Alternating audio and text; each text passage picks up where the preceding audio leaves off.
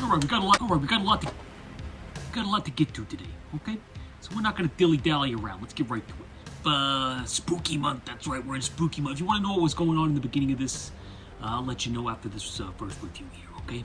It's gonna knock your socks off. It's a great idea. Everybody should do it. First up is Fright Night, which is a classic 1985 movie.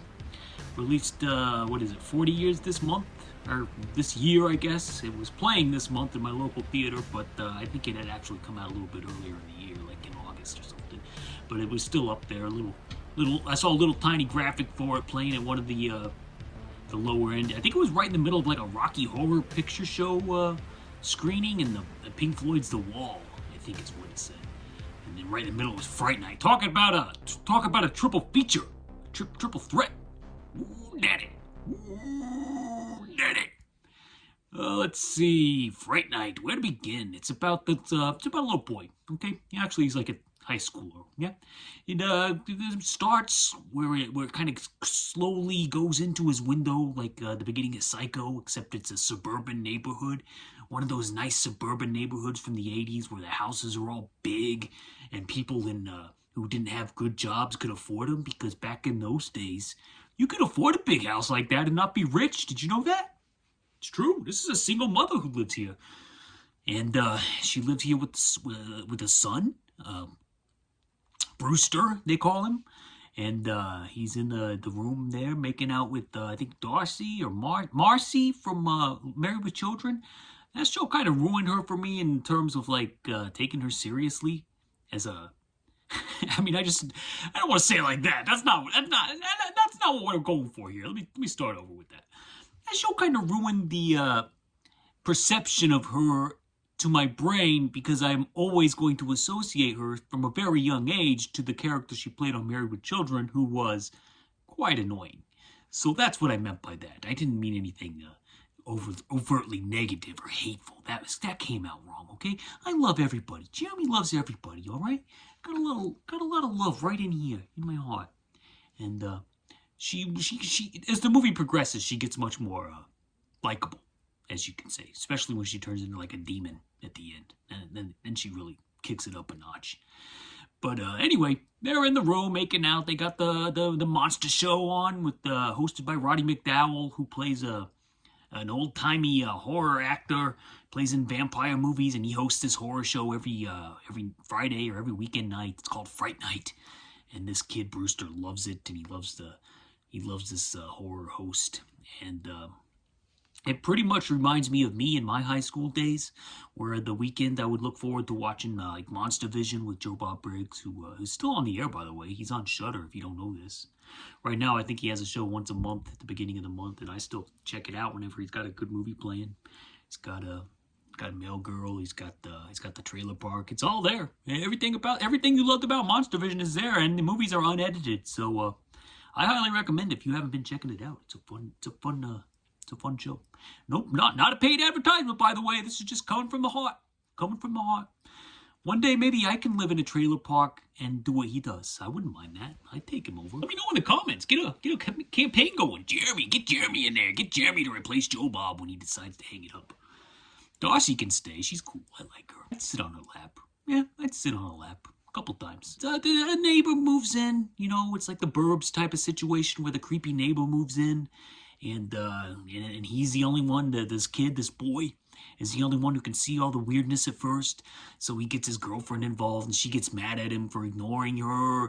And then he gets this kid at school, this evil Ed, played by Stephen Jeffries, who I had seen in, he plays that kid in Heaven Help Us, who can't stop, you know what I'm talking about. He's got like a problem. He's got like a compulsion, let's just say that. A compulsion to do inappropriate thing in public, and he can't contain himself. That's who Stephen Jeffries is. That's what I recognized him from.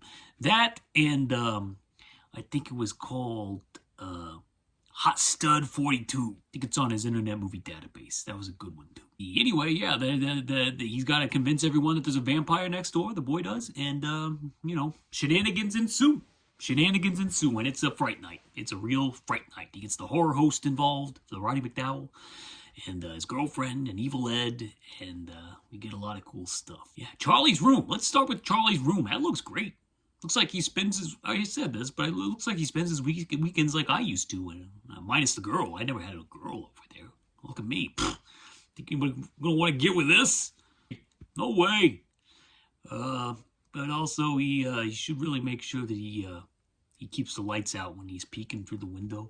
Because speaking from personal experience, when you're looking out the window with somebody, and you got binoculars, you want to make sure that your lights are off so they don't see you. Because if your lights are on, then they can see you looking at them through the binoculars. I'm telling you, you're gonna want to get those bad boys out. You're gonna keep those lights out. Charlie, amateur mistake. Evil Ed's performance, Stephen Jeffries, as I mentioned earlier, he's Crispin Glover-esque. Yeah.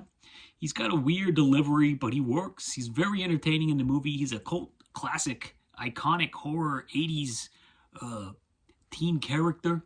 If you look at his filmography, he didn't really do a whole lot after this in terms of mainstream work. But for about 10 or 15 years there, he took a career trajectory that I don't know. It's not very common. I'll just say that. And it's fine. He seems to be cool with it. And I'm cool with it. Like, anybody can do whatever they want. I guess the pot started drying up in the late 80s, and he was like, well, I'm young. I got a lot going on down here. Maybe I'll do something a little special for a living. When you got the horror, let's put it this way. You got the horror section in your video store where you find cool boxes like Fright Night.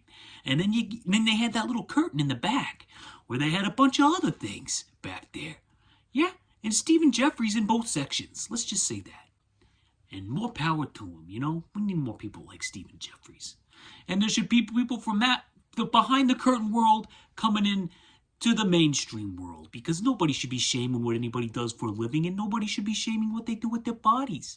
As long as everybody's consenting, I don't care what you do with your body. Yeah? I do whatever I want with my body. You don't want to see what I do with my body. Let me look at my notes.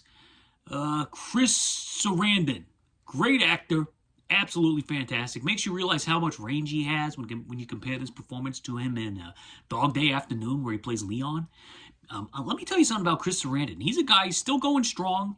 He's kind of retired from acting. He's like 83 years old, but he has a podcast about cooking. That's a guy who did it right. He's not like super famous, even though he's got that last name, and that's what Susan Sarandon got her last name from, by the way. But he's not like super famous, but he like had a great career, and all of his roles were different. And he's just like one of those guys that you know him when you see him, but you also wouldn't know him if you saw him. If you saw him like walking out. I mean, that's the perfect actor life. He does it for the craft. He's not in it for the fame and fortune. He's just out there doing his thing, and as a character actor. And that's the way old Jeremy would want to do it if he was an actor. And in this, you can really see how much range he has when you compare him to Dog Day Afternoon, because in Dog Day Afternoon he plays Leon. He's got that robe on, and he's got that Brooklyn accent, but in here he's like a suave, just a really seductive, hunky guy. Yeah.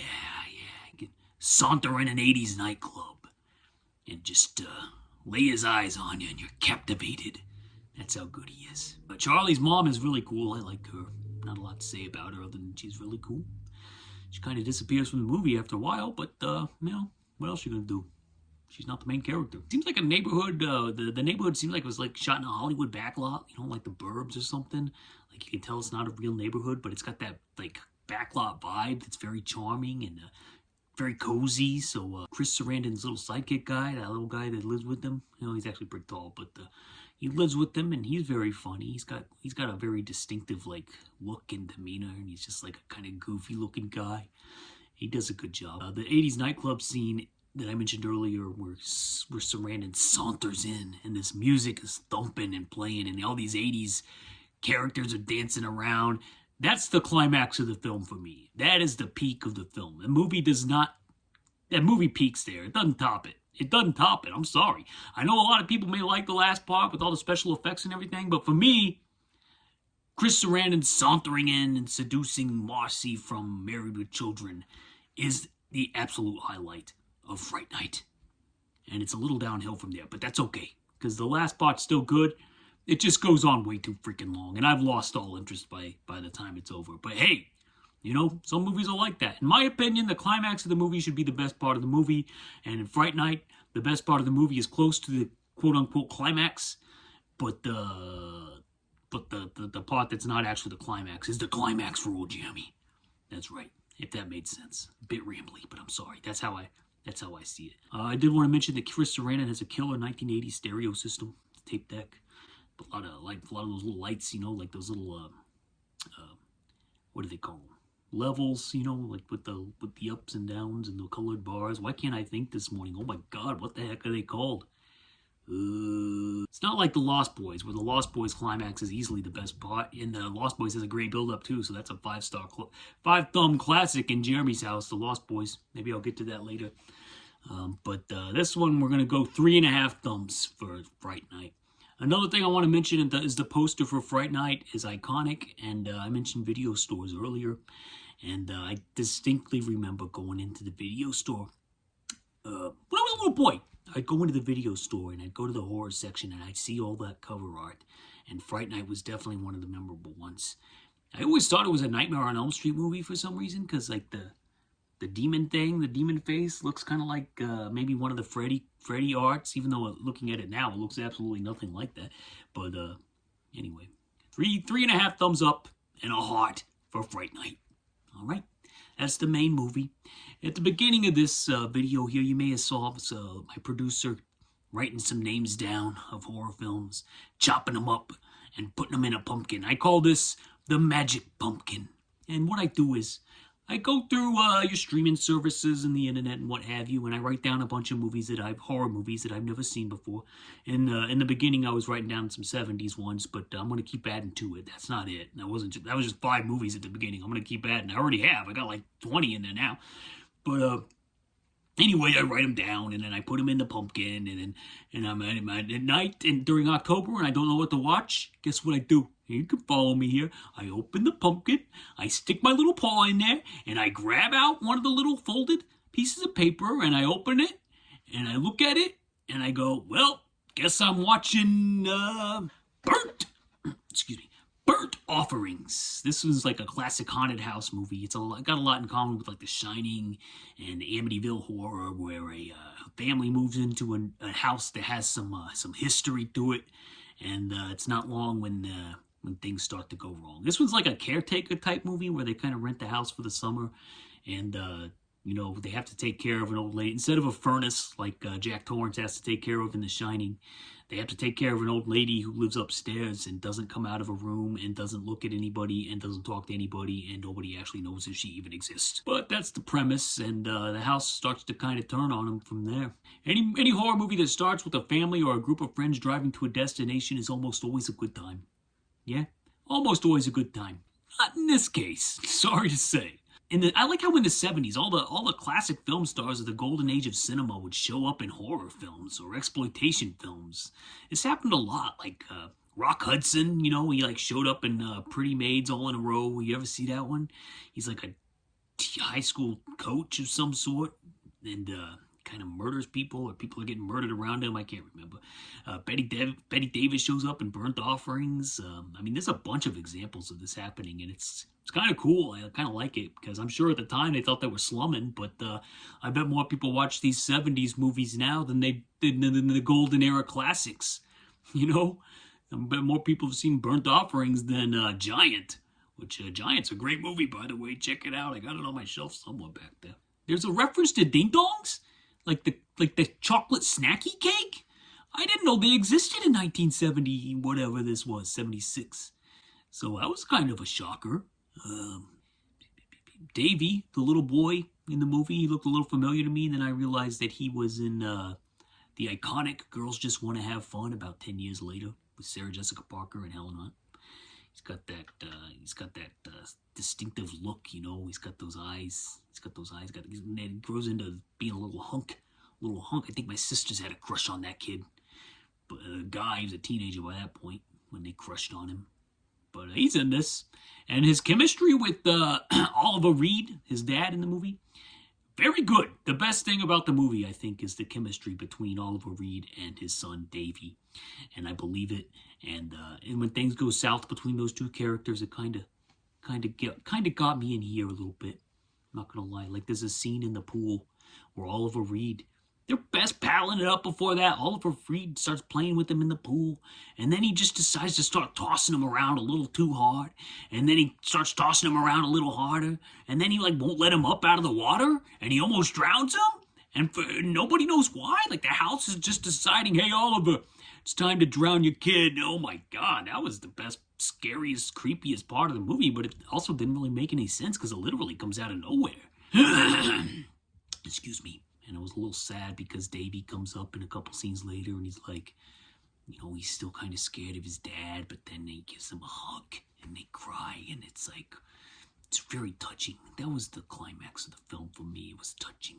Some scenes, the lens looks like it's straight up slathered in Vaseline. I guess they call it a gauzy look, where it's just like, you know, bright hot spots that are blurred, you know, on the screen.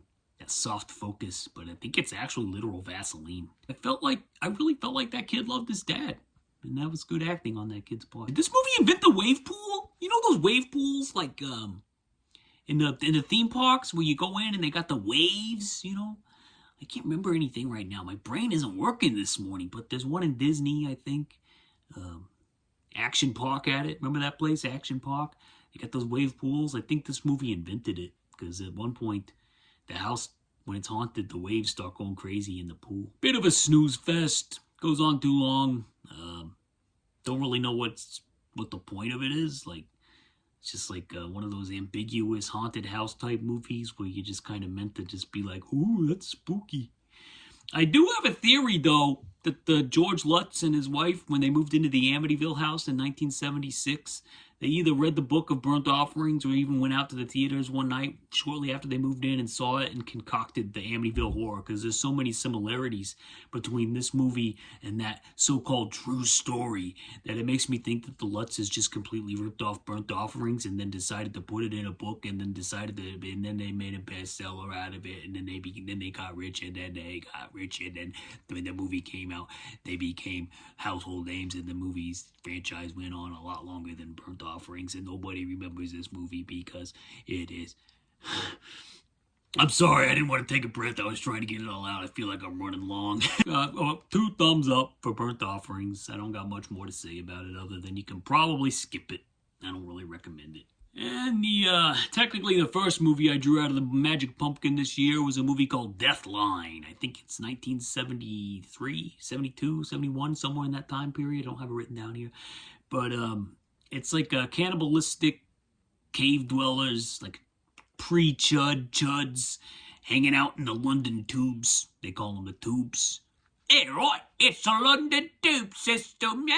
We got cannibalistic dwellers under there. I hope I don't offend anyone. That was a questionable, to say the least. Apologize.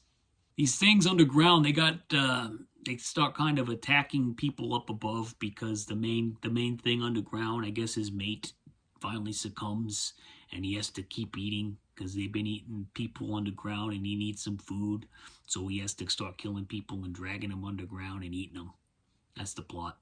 And it's like three different stories are going on at once because there's like a young couple that kind of is investigating because they see a guy laying down, a drunk laying down in the subway, and they decide to check on him, and then they report him to the police, and then the police start acting like the young people had something to do with it for some reason, and the main police guy is played by Donald Pleasance. Excuse me. Played by Donald Pleasance in a pre-Halloween role, like by 5 years. And he still looks old, but somehow he looks younger. It's weird. He still looks old, but he looks a lot younger than he does in Halloween. So he aged a lot in 5 or 6 years. Probably all that heavy drinking. You know, that's how a lot of these actors were. Like Oliver Reed, for instance, is 37 years old in Burnt Offerings. That's 5 years younger than I am right now. And he looks like he's in his 60s. So Oliver Reed must have just spent every moment of his waking life slathering himself in baby oil and roasting under the sun on a beach while hammering hard liquor down his throat and smoking a pack of cigarettes every hour. That's my suspicion. Just like pure leather. Oliver Reed, 37 years old and pure leather. Things underground, they got like these nasty oozing scabs all over their faces and bodies and heads and scalps. It's not pleasant to look at. And those underground scenes go on really long. It's weird. Like, for some reason, they just dwell on things so long, the director.